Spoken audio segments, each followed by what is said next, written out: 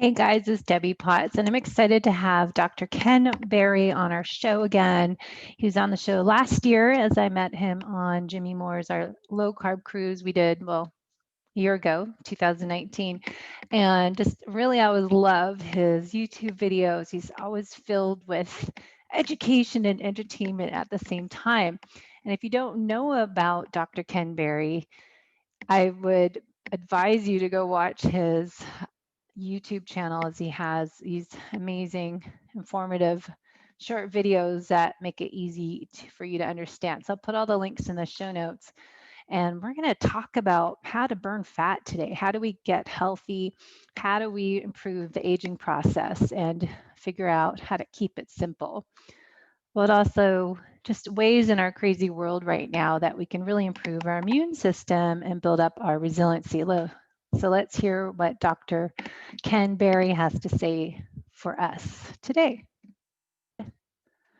Okay, everybody, I'm excited to have Dr. Berry on my show today. We had, I think, over a year ago after the low carb cruise, and wanted to bring on the expert of how to keep things simple, how to burn fat and get healthy and improve the aging process, since you are the doctor that's the expert in this area and insulin resistance and all that stuff to keep us healthy. So thank you for making time for us.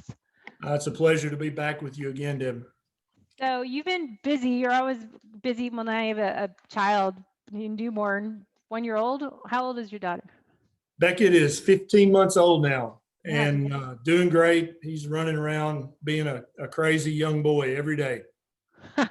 Yeah, that keeps you guys busy even more so, but good entertainment when you're stuck at home a little bit more often this past year, right? Definitely.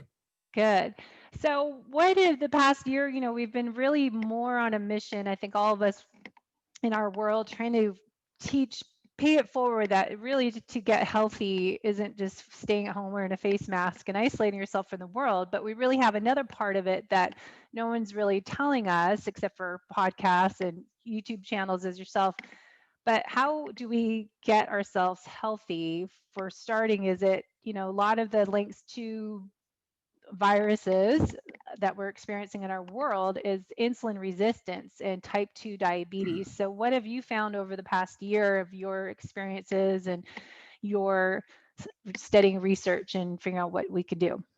Well, it's been a very interesting time to be in this space. I made my first video about the virus in, I think, January the 24th, when it wasn't even in the US yet. I just been watching the international media, and well, I was pretty spooked by it at that point.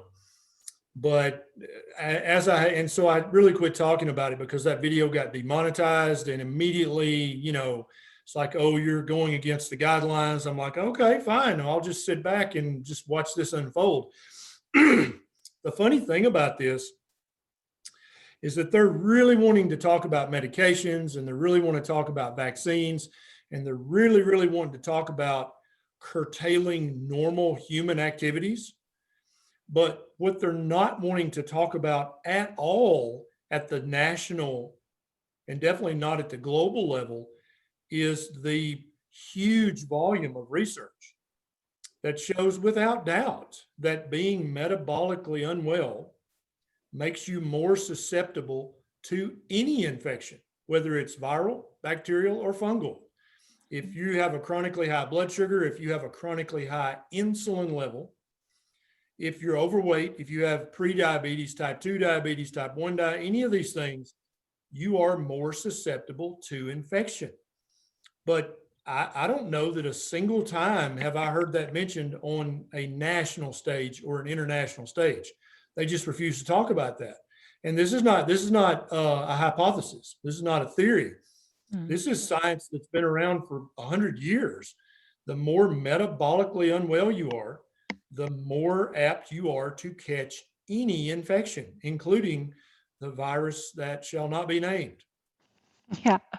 Well, that's what I just feel like, we keep talking about this over a year now, or since it's January now. So it's been a year, and just really what we can do to help people, give these tools that are simple, inexpensive, or even free, that they can do to take ownership of their own health, to get healthy, to improve their immune system resiliency. We've been saying it over a year, but it's just like, how do we get that message out to mainstream? Because it's, just us all teaming up doing our podcasting and YouTube videos and making sure you don't get kicked off saying the wrong words. But it's simple. But why do you think it's just because of pharmaceutical and government people, politicians being paid by different companies, that we don't ever hear the truth? No, I don't know. You tell me, what do you think it is? Why, with this huge established volume of scientific literature, why would that be ignored? And there are some people out there who say, well, you can't get a patent on keto or carnivore,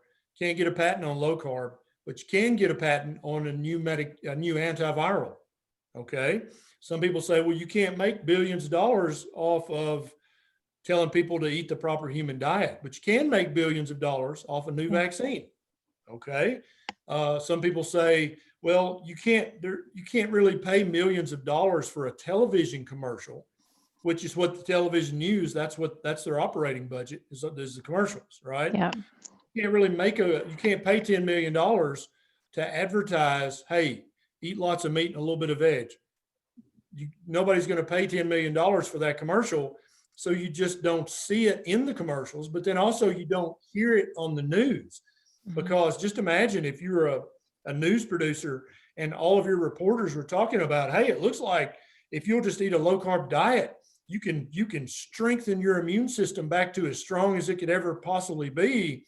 If every news article was talking about that, I would imagine that Coca-Cola and Pepsi and Kellogg's and Kraft and Post and General Mills, they would have a problem sponsoring that news. They would say, dude, if you're going to keep talking bad mouthing Frosted Flakes or, Pepsi or Dr. Pepper, I'm just going to stop advertising on your channel.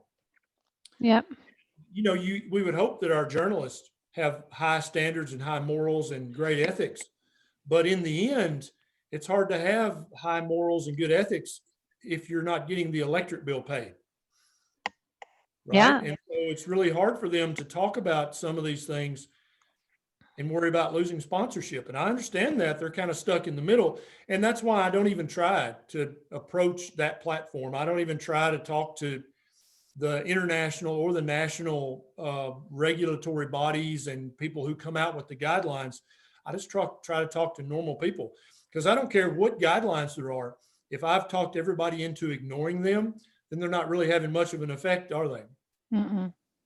Yeah, it just seems like, I'm in a try to keep positive outlook, but the last couple of days is like, are we ever going to get out of this? Because they're depending all their research on a vaccine versus looking at the research of how you can actually have good response or negative response to the virus as we are experiencing. So it's just frustrating. That's like, you can't really win. But what we can do is what I'm trying to do is just podcast every week and blog and just try to share information every week. I'm putting vitamin D research on my Facebook page. It's like, does everyone get it yet?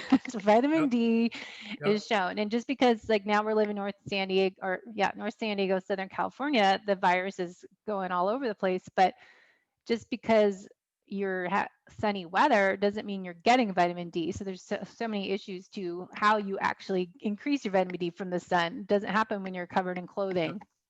So yeah, I think that eating foods that are rich in vitamin D is a very wise thing to do. I think eating foods that are rich in zinc is a very wise thing to do. If you can't eat enough food to keep your levels optimum, then consider a good, pure supplement. I think those are very wise things to do. Now, I'm obviously not telling people not to follow therapeutic or social guidelines. I mean, we kind of got to do that.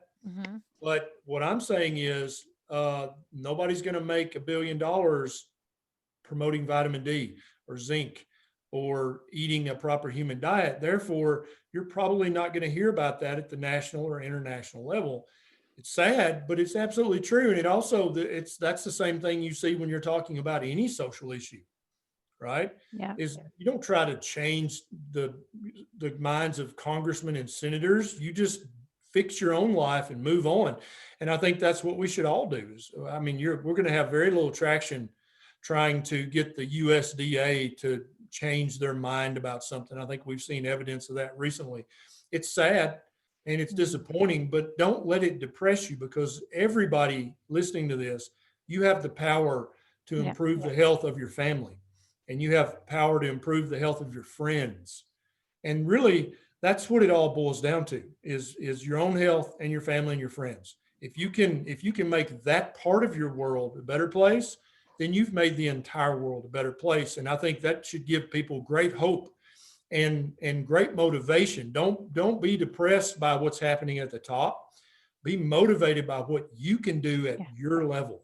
Yeah, so true. And I think it is paying it forward. Get this information that we share and in your YouTube channels and your lives, that you're really getting that message and pass it on to your family. Because I even talked to someone yesterday, I was swimming and our swim coach didn't know anything about the vitamin D research. And I was like, how come, people that are out here and they're active and they're healthy and they still don't hear? It's like, how do we get that information out there? So let's go into nutrition, as you are really good at educating people and keeping it simple. How can we eat, as you said, to improve our immune system? So insulin resistance, type 2 diabetes is obviously an issue. So what are some things that we can do if people, maybe they don't know they have that? Like, so what are symptoms that people are struggling and that they can take some action, some steps? Yeah.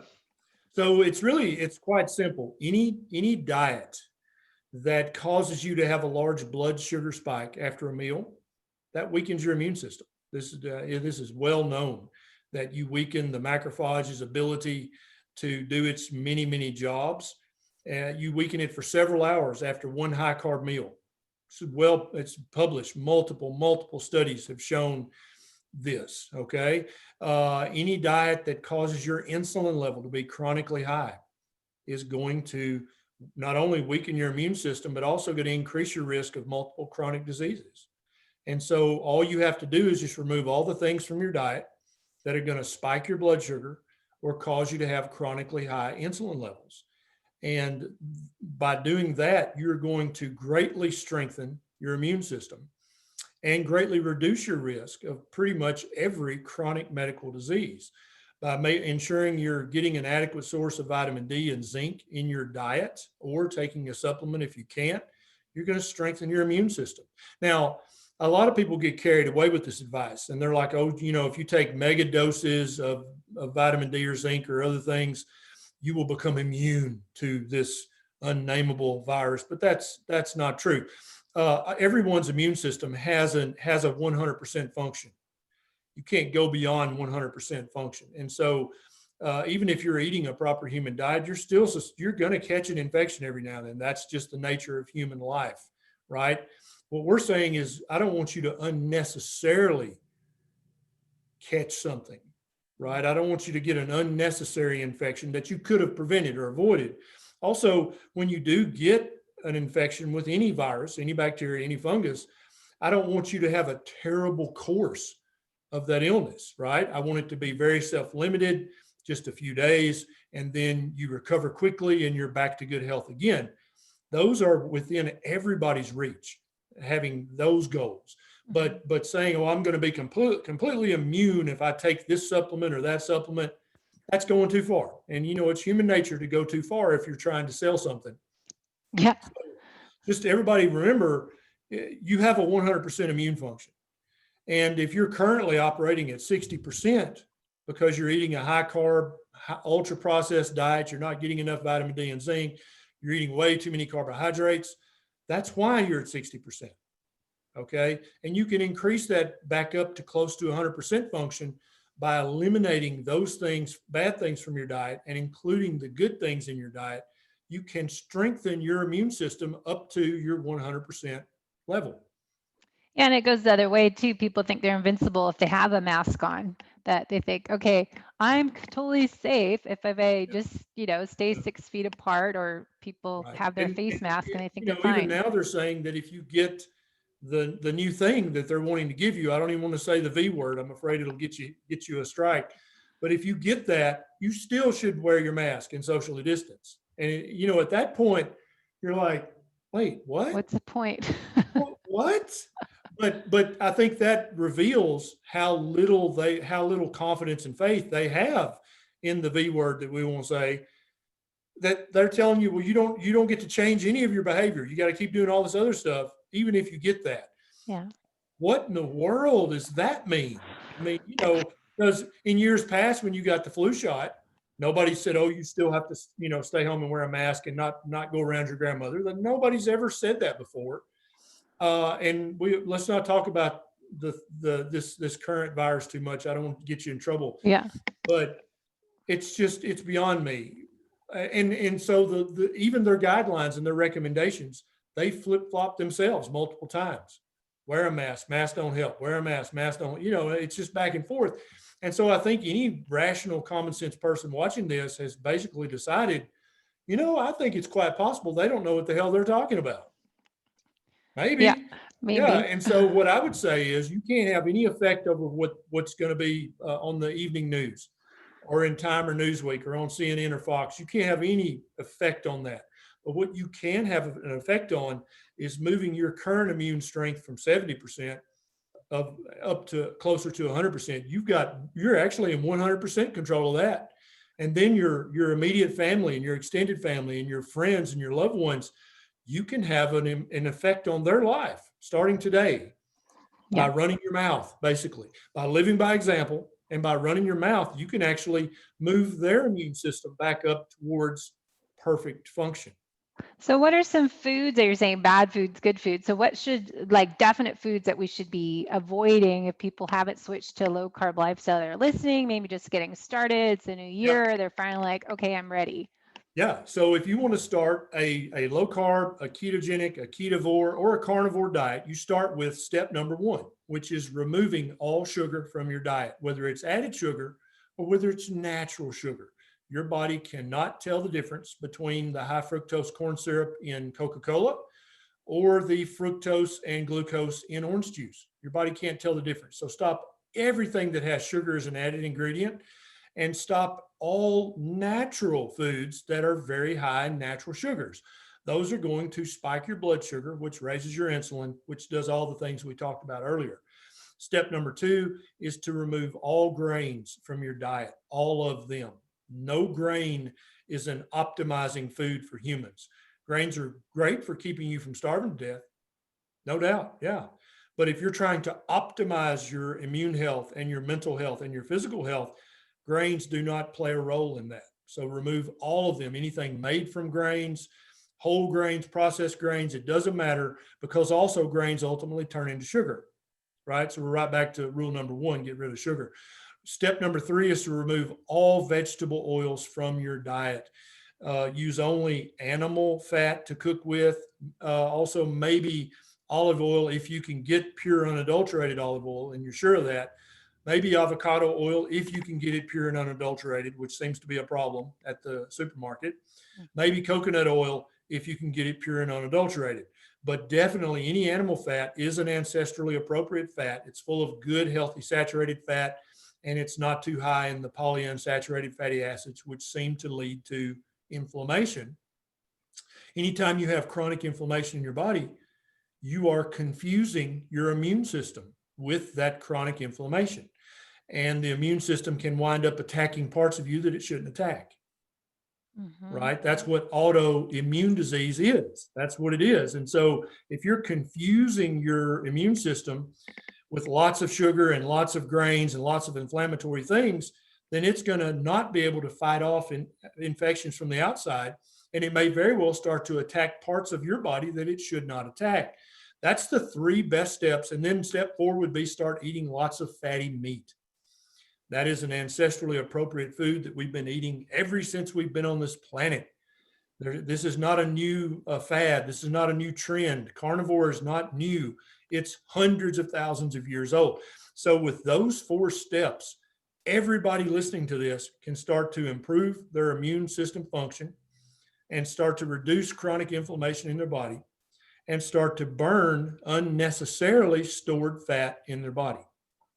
Yeah. So the chronic inflammation is coming from what we're eating as well as Sure. how we're eating and stress. And so is working on getting the right foods that are kind of healing our gut and therapeutic foods, nutritional therapy, so we can improve our gut health, because that's where we're looking at creating leaky gut from those irritable foods that are, I was looking at why things happen and go backwards from that. So why should we take out grains? Why are sugars? What are they really doing? People want to get kind of go a little deeper to understand, because I think people need to understand why sometimes to be motivated to make those choices. Sure. And so anytime you're eating an inflammatory food, and all grains are inflammatory to the human gut, this has been shown in multiple studies. Now, you may not notice the inflammation. You might notice it, but it's not coming from your gut. Many people eating grains, drinking low-fat dairy, low-fat milk, they'll have joint pain or they'll have skin issues. And that's coming from the inflammation in the gut. That's coming from the loosening of the tight junctions between the endothelial cells in the small intestine. And then large protein molecules are actually able to get into the bloodstream by an inappropriate route. They're able to go between the cells instead of going through the cell membrane like they're supposed to, being properly packaged and then going out into the bloodstream. They're actually slipping between the tight junction, which is loosened by this chronic gut inflammation. And so many skin problems, joint problems, and even it looks like mental health issues come from this gut inflammation and this chink in the gut armor that's meant to protect us from all these inflammatory molecules. When you're eating inflammatory foods, the gut is no longer to protect you, either from an immune standpoint or from just a physical barrier standpoint. And I think that's the root problem with all of the autoimmune conditions and all of the chronic inflammation issues that humans suffer from. Yeah, I know. I've just sharing some of your videos to clients that, just work on nutrition. One has gout off and on. The other person has a young child with autism. And then someone else, their 18-year-old son, they've been battling with epilepsy and having tons of seizures. So it's just interesting, doing research and getting information as people as yourself videos to explain that. It's like just first things first, let's work on what you're eating, how, when, and why. And Yeah, it's I how that agree. impacts. And anytime you talk about healing the gut or any of that, a lot of people, the human mind is such an interesting thing. And so instead of people focusing on what do I need to remove from my diet to heal my gut, they immediately start thinking about, well, what supplement should I take to heal my gut? What berry from the Himalayas or what root from Australia? What magical thing do I need to heal my gut? You got to understand, you got to go back a step. Your gut is inflamed and damaged because of what you're putting into your gut. You don't need a magical supplement from Siberia. You need to stop eating the things that are causing the inflammation and the damage in your gut. That's how you fix it. You caused it with your diet. You're going to fix it by improving your diet. And then a lot of people think, oh, well, I can eat anything I want. My body just magically changes it into good, fit, healthy human tissue. And nothing could be further from the truth. I made a video about autism recently, and there's actually important research that shows that up to 20% of boys with autism, and it may be in girls too, they just only study boys, they have a defect in the pathway that they're able to make carnitine. So carnitine is an amino acid that it's essential for the human brain to develop and function properly. Mm-hmm. But it's not necessarily essential in that you have to eat it, right? Because the human body does have the pathway to make carnitine. But some of the up to 20% of boys with autism, they have a mess up in that pathway and they can't make carnitine. And so that is the reason they have autism. And so, and what that says to me is, well, what percentage of girls? We don't know. We haven't done the research. Are all other boys able to make carnitine, or do they make just enough to limp by, but not enough to have optimal brain function? So my answer to that was to feed every baby, every child meat and eggs and full fat cheese and butter to make sure that they're getting enough carnitine in their diet, just in case they're not able to complete that carnitine production pathway, like up to 20% of boys with autism have, right? Yeah. Why would you not go out of your way to make sure that they're getting enough carnitine? But most babies and children, think about this, they are on a vegan diet and it's accidental. The parents don't even think about, they're not vegan saying my child will only eat vegan. But let's think about what's a toddler when they're weaning off the breast. God forbid, I hope they're on the breast. When they start to wean off, what do we give them?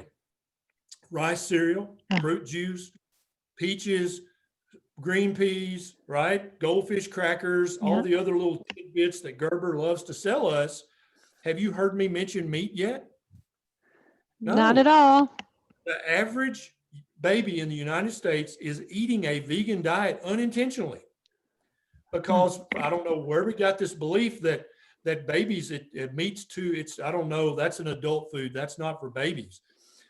Beckett, who's 15 months old now, the first solid food he had was the remnants off of a beef bone that I'd eaten the meat off the rib, and I gave him the bone, and he proceeded to suck all the cartilage and all the meat scraps and remnants. That was his first food. And so if Beckett was one of those 20% that can't make carnitine, he was getting carnitine from mother's milk, but then he weaned onto a diet rich in carnitine. So even if he is one of those kids that has that defect in his pathway, he's never going to develop autism because he's got a great source of carnitine in his diet. He eats meat all the time. And I would tell parents the first food you need to wean your baby off to is some kind of animal food. Egg yolks, meat, baby, he loves chicken liver, he loves sardines, because he's never been exposed to the sweet food. So he doesn't even know what he's missing. He just knows that he loves bacon and sausage and scrambled eggs. And so he eats them all the time. And I think that's the way our ancestors did it. I think that's the way we need to go back to doing it in order to stop these chronic medical diseases and this chronic inappropriate inflammation. Let's stop it before it ever starts. Yeah. In our young ones. So true. I know, and it's simple, but people are going by what like everything for athletes too. What are you supposed to eat as an athlete? Same thing as a baby. Where do you get your information from? Magazines with advertising on the other side of the page. Gerber advertisements that masquerade as articles in parenting magazines. All of those articles are sponsored by the advertisers. And if Parent Magazine started posting 3 or 4 articles every month about how eating lots of meat is good for your babies, and you shouldn't give your babies goldfish crackers and all the little crunchy tidbits that Gerber sells, guess what Gerber would do immediately? They would pull all their advertising, and Parent Magazine would go out of business. Yeah. And so Parent Magazine's not going to do that. I see trend in the advertising for first part of our conversation today, but also going to another question, looking at gout, as I talked about that, gout on your video, you're saying it isn't meat related, that because a lot of people I think suffer from gout from what the traditional information says, too much meat and shellfish, but you said different in your video. Yeah, well, and so on the thumbnail for my YouTube video about gout is an old woodcut from hundreds of years ago. And the reason I put that old woodcut as part of the thumbnail is I want people to look at that. And this was hundreds of years ago. They knew exactly what caused gout. It's a big fat man, and he's got gray hair, he's older, and he's sitting at his table, and he's drinking wine, and he's eating fruit. And that's literally, and then the gout dragon is chewing on his foot joint. And he literally has every pre-existing thing that increases your risk of gout. He's an older man, and he's overweight. And that's not everybody who has gout, but that's the majority of people who have gout. And he's drinking alcohol, and he's eating lots of fructose. That is what causes gout. That picture says it all. Yeah. That was carved hundreds of years ago. It has nothing to do with eating meat. It has nothing to do with the high purine diet. It's all about, if you're overweight, you're at high risk. If you're older, you're at high risk. If you're eating lots of fructose containing foods, you're at high risk. And if you're drinking lots of alcohol, you're at higher risk.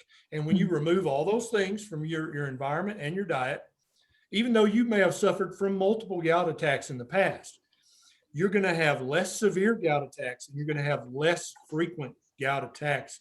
And we've had hundreds of people who are gout sufferers reach out to us on social media and say, hey, ever since I've been ketovore or ever since I've been carnivore, I haven't had a gout attack in 1 year, 2 years, 5 years. I don't take my medicine anymore. And I just never have gout attacks.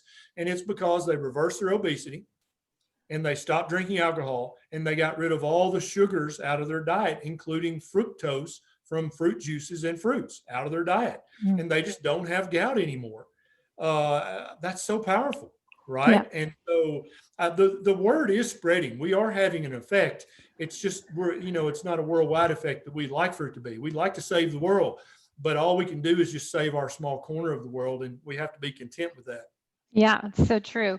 So I know just a couple other questions, we're going to run out of time, but the gut health we talked about a little bit, but it's also the liver and the gallbladder and bile flow. I think is so essential to really help, because we want to look at the detoxification phase 1 and 2, getting our drainage pathways working phase 3. And I think that's a lot of things people don't ever hear about. They don't realize, all the toxins in our environment, but also the foods we're eating and pharmaceutical drugs and everything else that accumulates and all the other jobs your liver already does, how important liver health is. Everyone's always talking about, eating clean food, but what about taking care of our liver and making sure we have good bile flow? Yeah. And I think the primary way to take good care of your liver, the primary way is by eating a proper human diet, right? I think that's the majority of it. So, and then, there are a lot of gurus out there trying to sell you a liver cleanse. Again, we've got this upside down way of thinking about stuff. Oh, you need this liver cleanse. You need these liver capsules. You need this, you need this product. No, you don't need any of that. No, all that's a waste of money. You just need to eat a proper human diet. That's going to give you 80% of the benefit right there.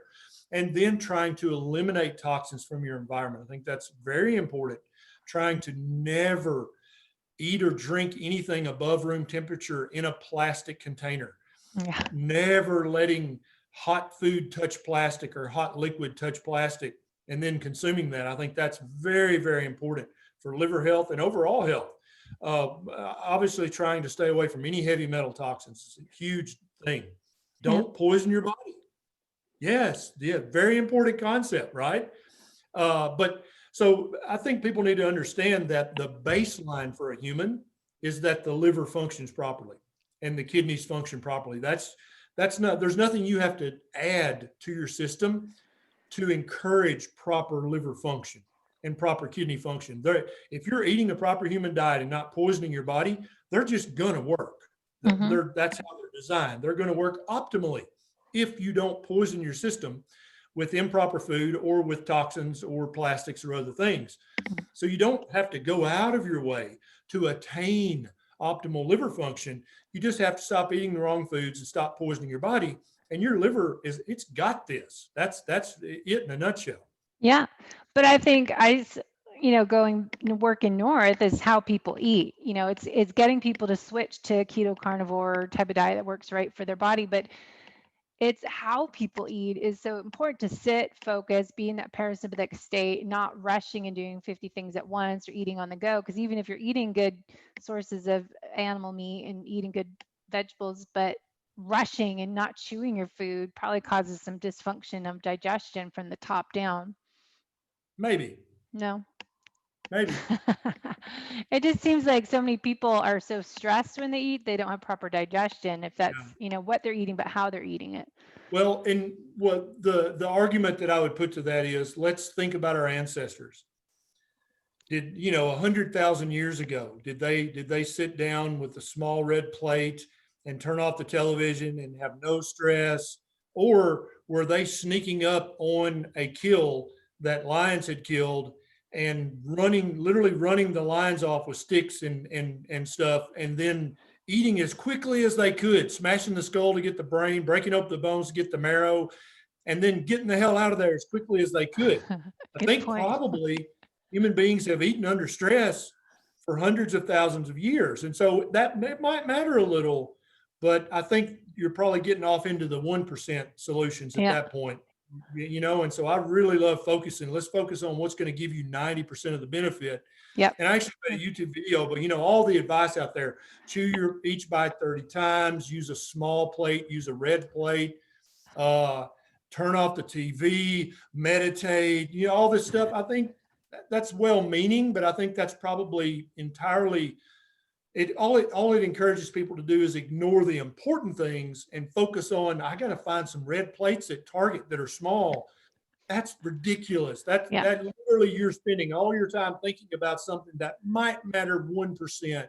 Let's focus on the 80 or 90% and let that other stuff kind of take care of itself.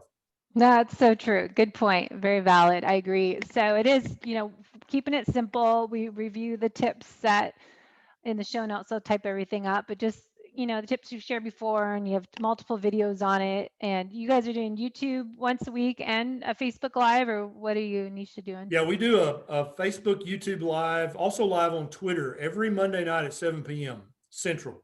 Wow. And then I make 2 to 3 new YouTube videos on my channel every week. And Nisha makes 2 or 3 new YouTube videos on her channel every week. And I try to keep my channel just education, just talking head, like, let me explain this to you, right? Like it was a doctor's appointment and you were my patient and we were talking one-on-one.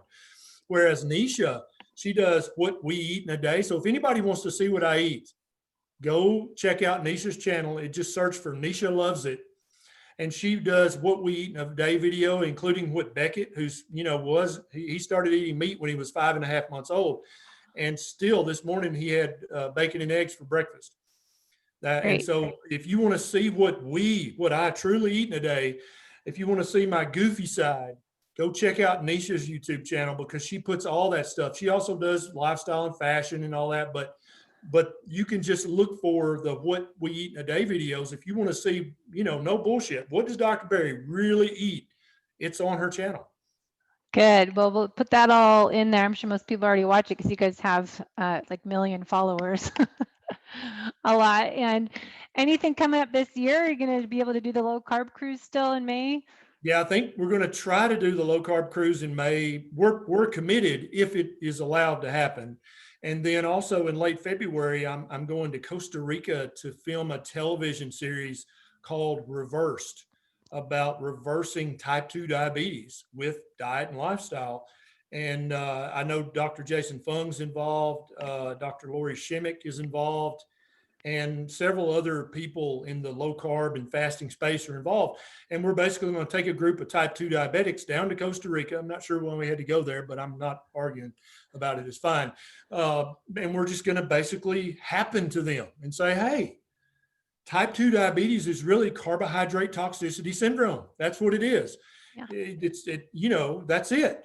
You can fix this. You can reverse it and get off all your medicines if you'll do what we say. And so that's what this is season 2 of Reverse. There's already a season 1. And so I'm excited to get the hell out of the country for 10 days and film this video. Yeah, it's funny. Why is it you don't know why it's in Costa Rica? That's just where they picked. Whatever. Hey, I'm happy with that. That's fine, but I think probably we could have done it here. I don't know. Yeah, that's funny. All right, well, we'll let you get going, and we thank you for everything you're doing and all the videos, because that is so much work doing one. I can't believe you do 2 to 3 a week. That's good for you, because you do all the research. My production value is not that high. Like, there's not special effects, but what I'm trying to do is just talk to one person and say, hey, you actually can fix this problem, and here's how you do it. Yeah, keep it simple. You just one person at a time. So thank you. Keep up that work. Absolutely. I'll never stop. Thanks so much for having me. Good to see you again. Okay. See you soon. See you soon.